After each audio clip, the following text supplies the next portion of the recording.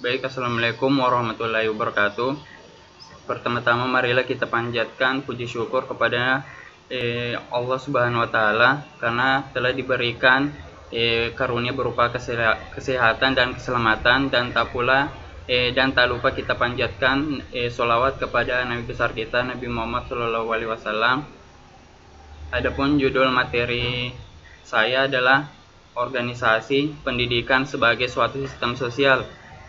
Pemateri Valiasta Tunis dan Indra Saputra. Oke, langsung saja ke materi. Yang pertama adalah organisasi pendidikan.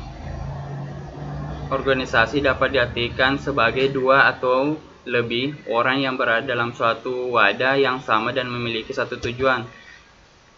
Sedangkan pendidikan adalah usaha manusia dewasa dalam mengembangkan potensi anak yang sedang berkembang untuk menjadi manusia yang berguna. Jadi, organisasi pendidikan adalah segala kegiatan yang diarahkan dalam rangka mengembangkan potensi anak menuju kesempurnaannya secara terencana, terarah, terpadu, dan berkesinambungan adalah menjadi hakikat pendidikan. Organisasi pendidikan terbagi menjadi 3 bentuk.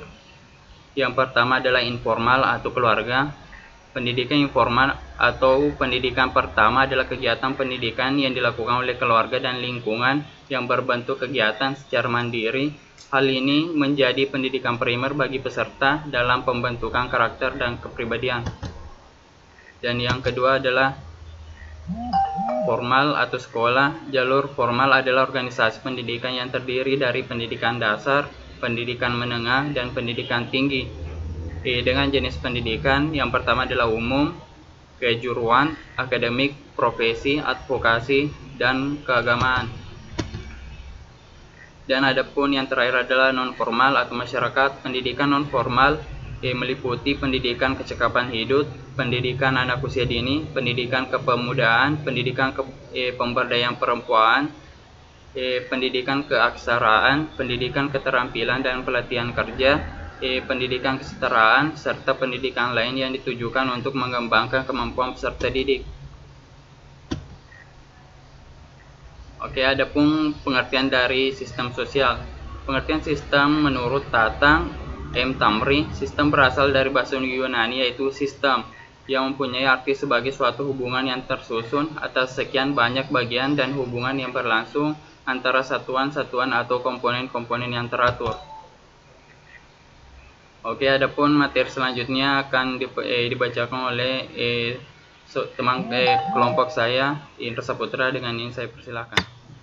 Bismillahirrahmanirrahim. Assalamualaikum warahmatullahi wabarakatuh. Baiklah, saya akan melanjutkan materi kami. Perkenalkan, nama saya Indra Saputra.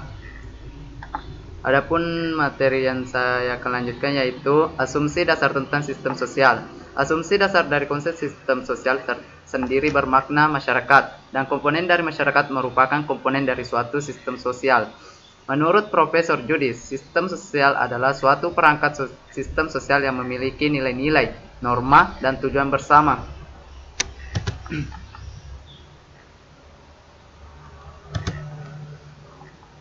Sedangkan sosial dalam arti masyarakat atau kemasyarakatan berarti segala sesuatu yang bertalian dengan sistem hidup bersama atau hidup bermasyarakat dari orang atau sekelompok orang yang dalamnya sudah tercakup struktur. Organisasi, nilai sosial dan aspirasi hidup serta cara mencapainya. Adapun ciri-ciri sistem sosial. Menurut Takos Parson, ciri-ciri sistem sosial adalah dua orang atau lebih saling mempengaruhi. Dalam tindakan mereka memperhitungkan bagaimana orang lain bertindak, dan kadang-kadang mereka bertindak bersama secara mencapai tujuan bersama. Elemen-elemen sistem sosial dan organisasi sosial. Sistem adalah bagian-bagian yang saling berhubungan antara satu dengan yang lainnya, sehingga dapat berfungsi melakukan suatu kerja untuk tujuan tertentu. Sistem sosial itu sendiri adalah suatu sistem yang terdiri dari elemen-elemen sosial.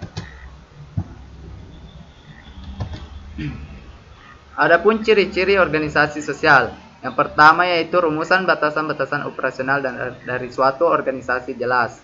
2. Menetapkan para anggotanya secara formal. 3. Memiliki identitas yang jelas. 4. Mempunyai struktur administrasi yang berbeda dengan organisasi lain. 5. Organisasi sah setelah melalui suatu prosedur hukum.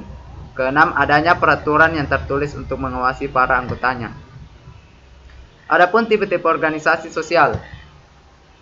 Yang pertama itu organisasi formal.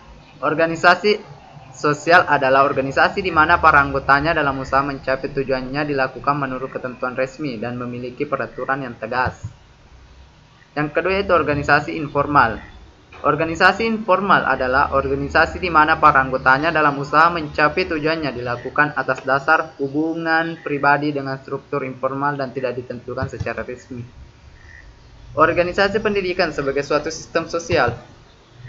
Sistem pendidikan dengan sistem lainnya mempunyai hubungan erat. Pendidikan mempengaruhi dan dipengaruhi sistem sosial, ekonomi, kebudayaan, agama, politik, dan lain-lain.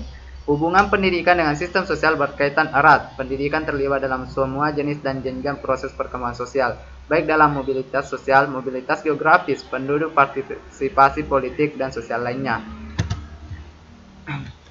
Adapun kesimpulan kami dari materi kami yaitu organisasi pendidikan termasuk bagian dari sistem sosial yang di dalamnya memiliki fungsi mengembangkan kemampuan dan membentuk watak serta peradaban bangsa yang bermartabat dalam rangka mencerdaskan kehidupan bangsa dan bertujuan untuk mengembangkan potensi peserta didik agar menjadi manusia yang beriman dan bertawakal kepada Tuhan Yang Maha Esa.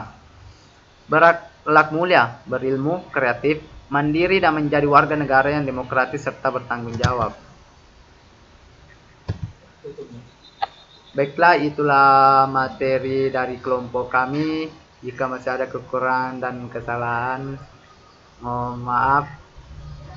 Saya akhiri dengan ucapan wabillahi taufiq wal hidayah. Wassalamualaikum warahmatullahi wabarakatuh.